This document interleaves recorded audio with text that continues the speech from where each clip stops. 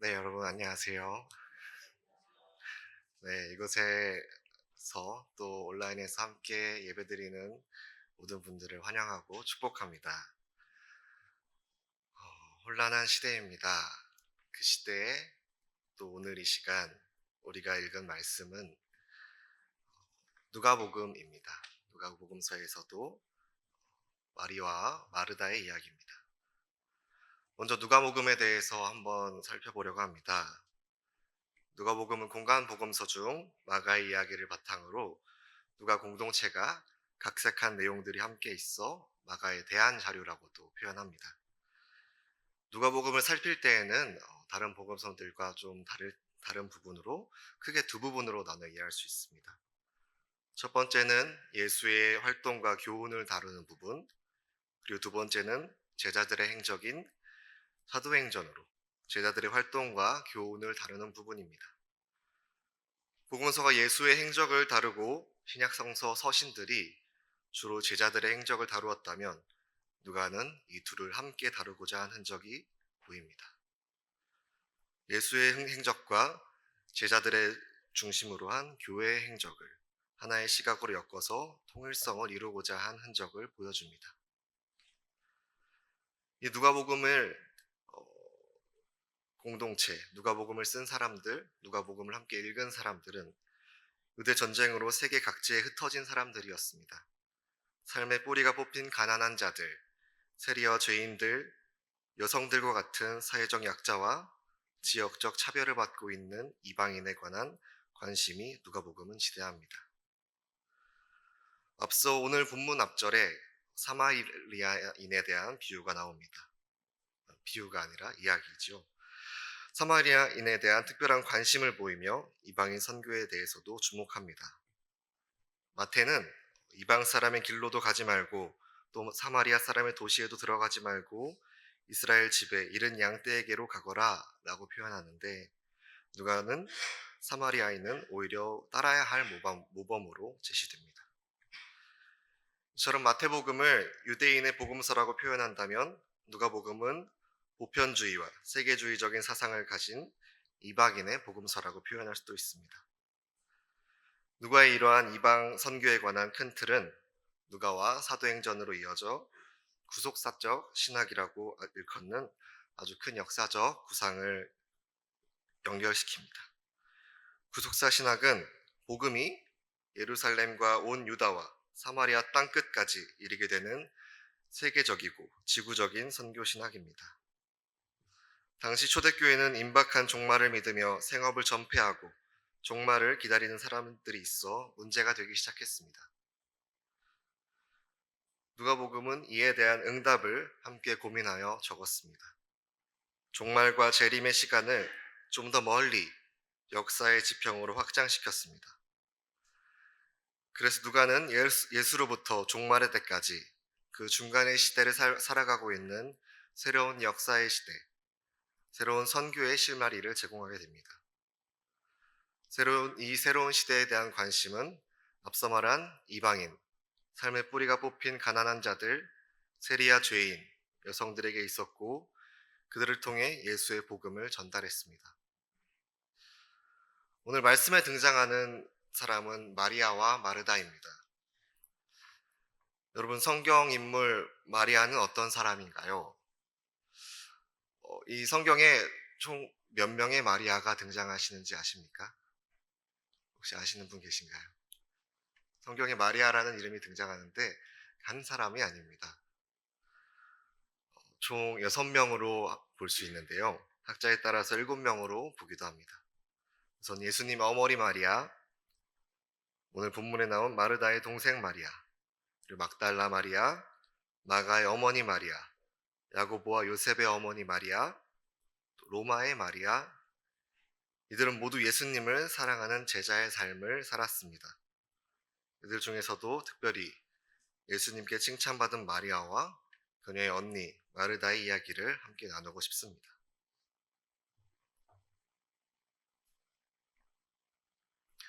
오늘 본문을 얼핏 보면 마르다는 많은 일을 제쳐두고 돌이켜 가지 못하고 예수님에게 가는 것을 실패한 사람으로 보입니다.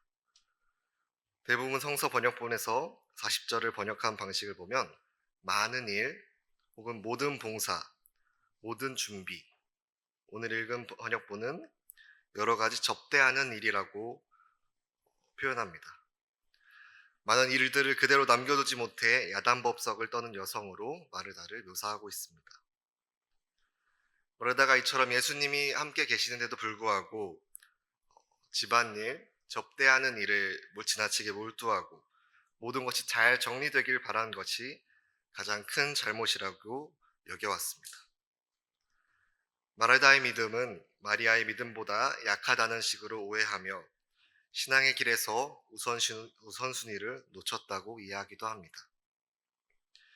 만일 마르다가 자신의 영성에 좀 더 신경을 썼더라면 그다지 중요하지 않은 일을 좀 뒤로 미루고 예수님이 지금 함께 계시니 마리아처럼 예수님의 발 근처에 발치에 앉아 예수님의 말씀을 들었다면 그랬다면 좋았을 것인데 그러지 못한 마리아를 책망하고 예수님과 함께한 마리아를 칭찬하는 태도를 중요하게 여기는 것 같은 이야기를 우리는 이 본문을 통해 많이 보고 들었습니다. 오늘은 마리아보다 마르다의 모습을 좀 더 살펴보려고 합니다. 마르다에 대해서 방금 이야기한 것처럼 지나치게 엄하게 판단하는 경우가 많다고 생각합니다. 사실 별나게 행동한 사람은 마르다가 아니라 마리아였습니다. 예수님의 발치에 앉은 마리아에 대한 묘사는 마리아가 랍비 앞에서 제자가 하는 태도를 취하는 것과 같습니다. 당시 랍비의 제자들은 랍비의 발치에 모여서 보고, 듣고, 배우고, 토론했습니다. 마리아가 살던 시대에서 여성이 제자의 자세로 앉아 랍비의 앞에 앉아 말씀을 듣고 말한다는 것은 상상할 수 없겠죠. 또 친척이 아닌 남성과 함께 앉는 것조차 충격적이고 혁명적인 일이었을 것입니다. 하지만 마리아만 그랬느냐? 그것은 아닙니다. 마리아도 이에 못지 않았습니다. 바로 이 예수님을 집에 모신 것이 마르다였습니다. 마르다는 당시 여성에게 기대하던 전통적인 역할을 벗어나 예수의 발치에 앉아 배우고 있는 마리아가 차지한 그 예수님과 온전히 함께할 수 있는 기회를 본인도 가지고 싶었을 것입니다. 하지만 그러지 못했습니다. 이것이 마리아는 그 성 역할을 뛰어넘었고 마르다는 그 성 역할을 뛰어넘지 못했느냐? 그 이야기가 아닙니다. 마르다의 행실에 대해서 마르다가 하고 있었던 일에 대해서 좀 더 살펴보려고 합니다. 마르다는 무엇에 그렇게 몰두하고 있었을까요? 바로 예수님을 모셔온 이후 예수님을 접대하는 일, 예수님을 모시는 일에 본분을 다하고 있었을 것입니다. 앞서 말한 것처럼 성서 번역본들이 많은 일, 모든 봉사 혹은 모든 준비로 번역했습니다. 그러나 마르다가 중요하지 않은 일에 몰두하고 하는 잘못을 했다고 확정하는 것은 문제입니다. 당시 배고픈 손님을 환대하고 먹이는 것은 엄청 중요한 일로 여겨졌다는 사실은 차치하더라도 지금 이 장면에 대한 오해를 한번 해소하고 싶습니다. 40절이 이렇게 말합니다. 그러나 마르다는 여러 가지 접대하는 일로 분주하였다. 그래서 마르다가 예수께 와서 말하였다. 주님, 내 동생이 나 혼자 일하게 두는 것을 아무렇지 않게 생각하십니까? 가서 거들어 주라고 내 동생에게 말씀해 주십시오. 마르다가 분주했던 접대하는 일이란 단어를 헬라어 원문으로 한번 살펴보았습니다. 이 일이라는 단어는 헬라어 원문으로 디아코니아라는 단어입니다. 혹시 들어보신 적 있으실까요? 이 일과 준비로 번역된 단어가 디아코니아였습니다. 이 단어는 신약성서 많은 곳에 사용되고 있습니다. 다른 곳에서는 사역이라고 번역이 되기도 하고요. 봉사, 섬김, 또 하나님의 일을 하는 것으로 표현되기도 합니다. 만약 우리가 이 40절 마르다가 그녀가 맡은 많은 접대하는 일을 많은 사역과 봉사로 인해 정신이 없었다라고 번역하게 되면 이 이야기를 다른 관점으로 볼 수 있습니다. 마르다는 예수님을 모셔와서 그간 미루어 두었던 집안일을 하고 사소한 일로 정신이 없었던 것이 아니라 자신이 맡은 소명을 완수하는 일로 정신이 없었던 것이 됩니다. 마르다의 일은 그녀가 맡은 바 각별한 책임이 있는 일이었고 또 부름받은 일을 하고 있다는 점에서 분명 사역, 디아코니아, 하나님의 일이었다고 할 수 있습니다. 그녀가 하고 있던 일은 결코 중요하거나 중요치 않은 일이 아니었습니다. 그것은 그녀가 꼭 필요했던 일이었습니다. 마르다는 예수님과 제자들을 초청하여 식사를 준비하다가 마음이 분주하게 되었고 그녀는 자신을 돕지 않은 여동생 마리아에 대하여 불만을 가지고 예수님께 와서 항변합니다. 이때 예수님은 마르다가 많은 일로 염려한다고 마르다의 근심을 지적합니다. 그토록 만나고 싶던 예수님을 만나고는 예수님을 잘 모시려고 그동안 해오던 사역이 어느새 그녀의 근심이 되어버린 것입니다. 여기서 다시 한번 또 헬라어 원문을 살펴보면 염려하였다, 근심하였다라는 헬라어 단어인 메림나는 단어의 어원이 어떤 것에 마음이 기울어져 그것을 이루고자 하는 의도와 노력을 의미합니다. 마르다는 마음이 조급함으로 기울어졌습니다.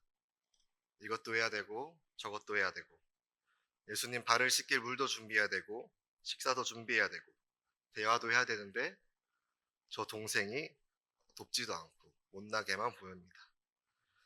그런 마르다에게 예수님은 말씀하십니다. 마르다야 마르다야 너는 많은 일로 염려하며 들떠있다. 그러나 필요한 일은 하나뿐이다. 마리아는 좋은 몫을 택하였다. 그러니 그는 그것을 빼앗기지 않을 것이다. 이 같은 본문을 공동 번역본은 이렇게 표현합니다. 마르타 마르타 너는 많은 일에 마음을 쓰며 걱정하지만 실상 필요한 것은 한 가지뿐이다. 마리아는 참 좋은 몫을 택했다. 그것을 빼앗아서는 안 된다. 너무 많은 일에 마음을 다 쓰며 걱정하지만 필요한 것은 한 가지뿐이라고 예수님 말씀하십니다. 근심 자체를 하지 말라는 것이 아니라 근심의 대상을, 근심의 방향을, 그 기울기를 바꾸라고 말씀하십니다. 이 마리아가 빼앗기지 않길 원했던 것은 예수님의 마음, 예수가 걸어가는 길이었습니다. 그 길은 누가복음 4장 43절. 그런 예수께서는 그들에게 말씀하셨다. 나는 다른 동네에서도 하나님 나라의 복음을 전해야 한다. 나는 이 일을 하라고 보내심을 받았기 때문이다. 라고 표현하듯 하나님 나라의 복음을 전하는 일이었습니다. 그 하나님 나라의 복음의 구체적인 내용은 누가복음 4장 18절 말씀입니다. 주님의 영이 내게 내리셨다. 주님께서 내게 기름을 부으셔서 가난한 사람들에게 기쁜 소식을 전하고 눈먼 사람들에게 눈뜸을 선포하고 억눌린 사람들을 풀어주고 주님의 은혜의 해를 선포하게 하셨다입니다. 예수님을 만나고 그 일들이 근심이 되었습니다. 예수님은 마르다의 마음을 진정시키고 계십니다. 마르다야, 내가 하던 일이 너의 근심이 되었구나. 네가 나를 위해 하던 일들이 너의 근심이 되었구나. 하지만 그것이 내가 하던 일의 가치를 떨어뜨리는 것이 아니다. 오히려 나는 마르다. 네가 멈춰서서 너의 뺏기지 않을 마음과 정성을 돌아봤으면 좋겠구나. 그리고 그것을 네가 택했으면 좋겠구나. 라고 예수님은 마르다에게 말씀하십니다.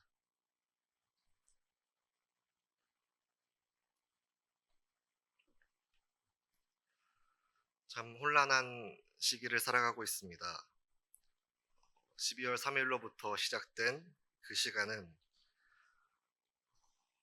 어떻게 지나가고 있는지 내란성 불면이라는 표현을 낳으며 계엄 사태의 전말을 알아갈수록 어처구니 없음과 무자비한 폭력이 일상 속에 갑작스럽게 찾아왔다는 두려움이 여전히 지속되고 있습니다.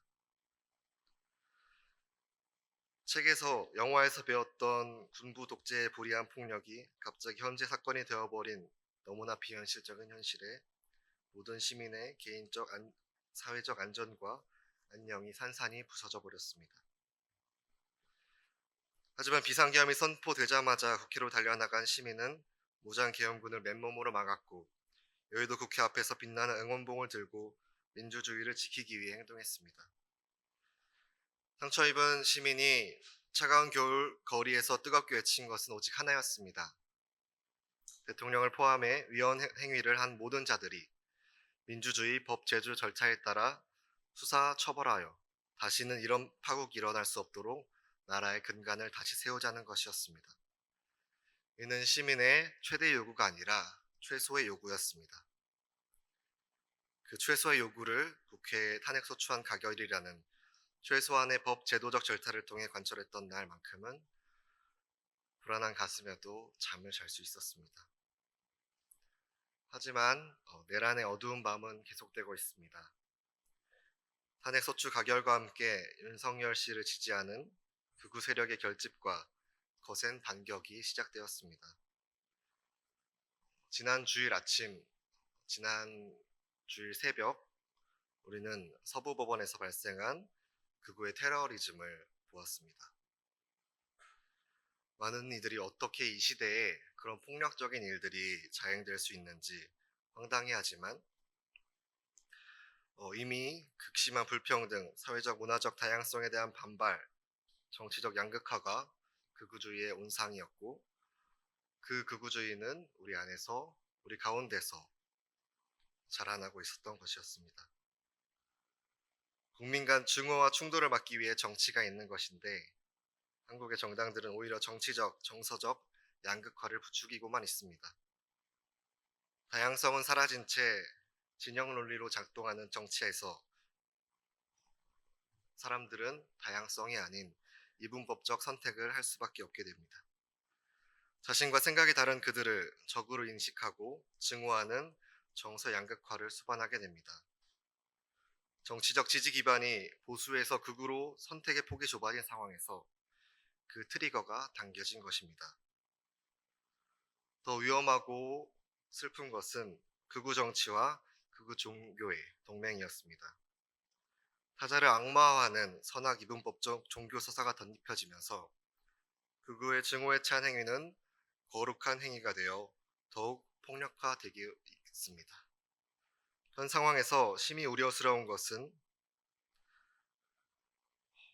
그 한국 극우 정치와 함께하는 것이 정광훈 씨가 대표하는 극우 개신교 집단이라는 사실입니다. 물론 이들이 한국 개신교를 대표하는 것은 아니고 보수 개신교와 어느 정도 구별이 되는 것도 사실이지만 이 정치적 양극화가 장기화될수록 극우와 보수의 간격은 좁혀질 것만 같습니다. 이미 정광훈 집단과 어느 정도 긴장 관계에 있던 보수 대형교회 목사들도 이 계엄에 대한 판단을 유보하고 있습니다. 하지만 이들은 동시에 차별금지법과 관련해서는 굉장히 빠르고 단호하게 판단해 왔습니다.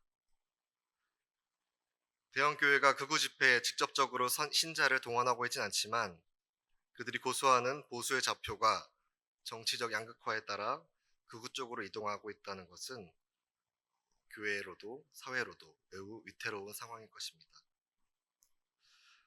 우리는 이처럼 분열과 불일치의 시대를 살아가고 있습니다. 또한 끊임없이 중요한 위기가 발생하는 시기이기도 합니다. 거의 단절에 가까운 권력과 정치의 분리, 그 권력과 정치는 시민들과 동떨어진 권력과 정치가 되어버렸습니다. 이런 상황에서 우리는 다시 이렇게 질문할 자격이 있습니다. 어쩌다 우리는 이 지경에 이르게 되었을까요? 이런 질문 말입니다. 동유럽 철학자 슬라브의 지젝은 멈춰라 생각하라 라는 책을 냈습니다. 제가 오늘 말씀 나누기 제목에서 좀 영감을 받은 책의 제목인데요. 이 책의 부제는 지금 여기 내용 없는 민주주의 실패한 민주주의입니다.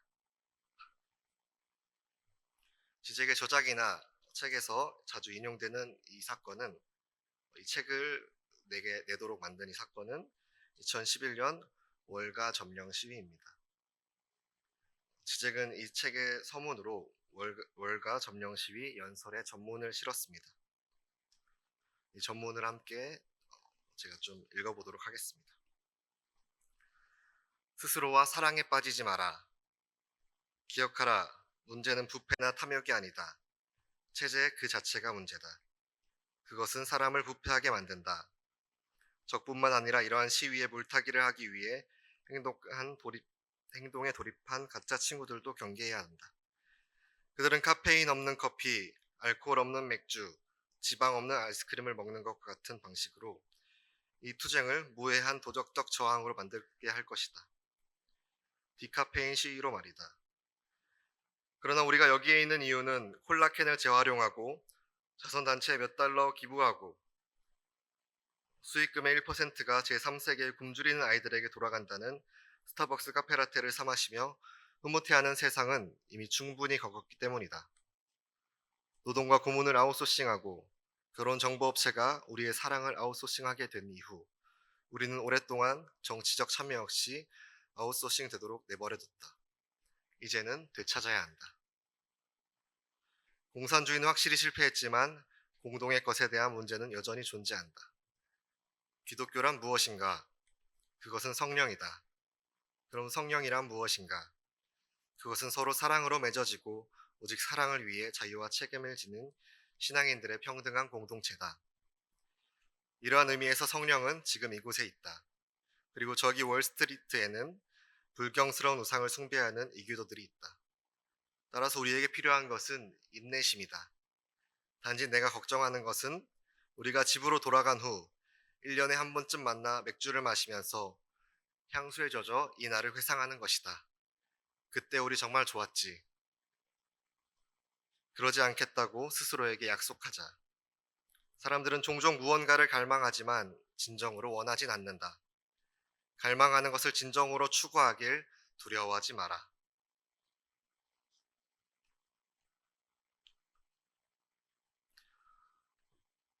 지금 이 내란 사태에서 대통령 퇴진이 그 자체로 민주주의의 요구는 아닙니다. 박근혜 퇴진 촛불이 우리는 경험했습니다.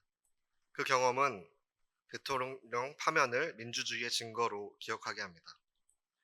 그러나 국민이 대통령 퇴진을 요구하며 시위에 나서야 하는 상황은 민주주의가 실패한 증거이기도 합니다. 대통령과 국민 사이에 아무것도 없는 정치 시스템의 붕괴를 드러내기 때문입니다. 응답하지 않는 정치 대신 우리는 스스로를 움직였기에 민주주의의 증거가 됐습니다. 윤석열 씨가 받는 지지율 성적표에는 윤 정부에 대한 분노만큼이나 정치에 대한 냉소와 혐오가 섞여 있습니다. 삶이 달라질 리 없다는, 세상이 바뀌지 않을 거라는 체념, 윤석열 퇴진으로 모이는 일은 더 나은 세상으로 나아갈 디딤돌이 아니라 걸려 넘어질 돌뿌리가 될 수도 있습니다. 우리는 집권 세력을 비판하는 만큼 정치를 희생시켜야 할 과제를 함께 마주하고 있습니다. 동시에 우리는 지난주 김우준 님으로부터 그날의 일들에 대한 증언을 들었습니다. 2030 여성들 또 새로운 희망이라는 소식을 마주했습니다. 저는 지난주 그 증언 중에 이 이야기가 좀 기억에 남았었는데요. 남태릉역에 그날 새벽에 문을 열어주어서 화장실을 이용하고 있었는데 여자 화장실에 줄이 많아 남자 화장실도 여자 화장실로 개방해서 사용했다는 이야기를 우리는 들었었는데요. 그곳에 그만큼 남성들보단 여성들이 훨씬 더 많았다는 이야기였을 것입니다. 그리고 그곳에 가지 못한 많은 2030 남성들에 대한 소식을 이번 주 우리는 아주 비극적으로 듣게 되었습니다. 서부법원 테러를 강행한 이들 대부분 2030 남성들이었습니다. 또래 여성들이 개인의 성차별 경험을 페미니즘을 통해 우리의 문제로 언어하고 길거리로 나와 제도 변화를 만들어내는 동안 남성들은 어떤 담론도 내놓지 못했습니다. 그동안 2030 남성은 전체로 결코 일반화할 수 없는 일부 극우 행동대장들의 집회와 폭동도 개별적 분노를 표출한 것일 뿐 서로의 아픔을 보듬는 연대의 성격은 전혀 보이지 않고 있었습니다. 그러나 이는 계엄과 체포, 테러 이후 많은 이들이 모여 자신들의 폭력을 드러내고 있습니다. 서부법원에서 판사실을 발로 부수며 폭력을 행사한 이들 중 한 사람이 그 정광훈 씨의 교회인 사랑제일교회의 전도사라는 것이 밝혀졌습니다. 현재 서부법원 테러를 선동한 혐의로 정광훈 씨의 특별 전담팀까지 꾸려졌습니다. 이 극우 집회에 남성들 그리고 교회의 청년들이 모이기 시작했습니다. 우리는 이 사실을 어떻게 이해할 수 있을까요? 어떻게 받아들여야 할까요? 포괄적 차별금지법 제정을 반대하는 개신교 세력을 지칭하는 말은 일부 보수 개신교 혹은 일부 혐오 선동 세력이었습니다. 그들은 일부 극우화된 소수의 목소리들이 과잉 대표되고 그 과잉 대표된 것들이 언론은 과잉 보도한 것이라고 우리는 그렇게 이야기하고 있습니다. 이렇게 부르는 것은 개신교 특성상 일원화된 목소리를 내기 어려운 구조 안에서 정치에 영향력을 미치는 과잉 대표된 그 극우 세력을 가시화하고 구분하기 위해서 사용해왔습니다. 하지만 지금은 어쩌면 이 일부라는 판단을 고수하고 계속 구분하고 선을 짓는 것이 아니라 오늘 한국 사회에서 다수의 기독교계가 개신교계가 어떻게 극우 정치화되고 있는지 어떻게 이것이 어떤 영향을 미칠지를 분석하는 것이 필요하지 않을까 싶습니다. 계속 선을 긋다 보니 어쩌면 우리의 자리까지 우리의 뼈와 살까지 내주고 있는 것은 아닐지 그런 생각을 하게 되었습니다. 참 어려운 마음들이 있었습니다. 한국교회가 이젠 어렵지라며 저들의 신앙과 언어는 소통보다는 대안을 만들어내야 한다며 우리의 언어를 차별화하고 우리의 언어를 발굴하는 것 넘어 함께 언어를 만들어내야 합니다. 이 일들은 마치 우리에게 해야 할 일들이 너무나 많게 느껴집니다. 따라가고 반박하고 증명하고 소진되고 있습니다. 너무나 무너뜨리는 것은 너무 쉬운 일이지만 함께 세워가는 일은 너무나 어려운 일입니다. 하지만 더 나은 시간을 기다릴 수 없습니다. 지금이 바로 그때입니다. 지금 우리는 마르다의 집, 마리아의 집에 찾아온 예수를 광장에서, 거리에서, 골목에서 그 예수를 만난 소식을 접하고 있습니다. 오늘 예수님께서 우리에게 말씀하십니다. 너는 지금 많은 일로 걱정하고 있지만 지금 필요한 것은 한 가지란다. 라고 말입니다. 해야 할 일들이 산적해 있습니다. 마치 마르다 같다고 생각했습니다.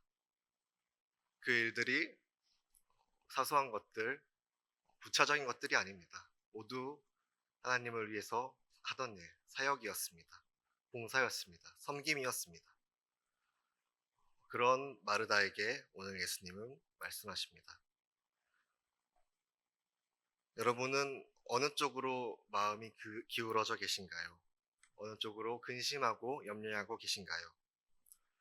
지금 우리에게 필요한 것은 멈춰서서 자신의 자리를 살피고 우리를 돌아보며 우리의 일들 중 예수의 길을 따르는 길을 택하는 일입니다.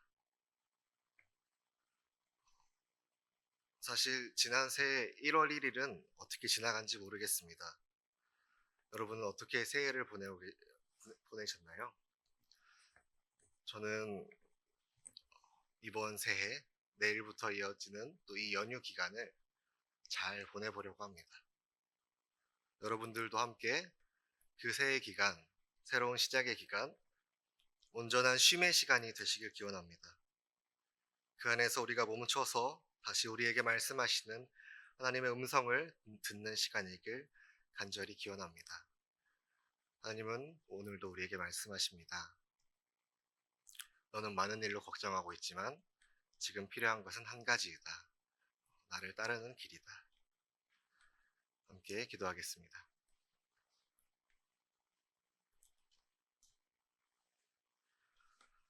사랑과 정의 하나님, 감사합니다. 오늘 우리는 무너지는 것 같은 현실 속에서, 절망 속에서 희망을 찾기 위해 거리로, 골목으로, 광장으로 나아갑니다. 주님, 우리를 살펴주시옵소서. 우리의 근심 가운데에 주님의 평안을 주시옵소서. 우리가 그 길을 따라가기 원합니다.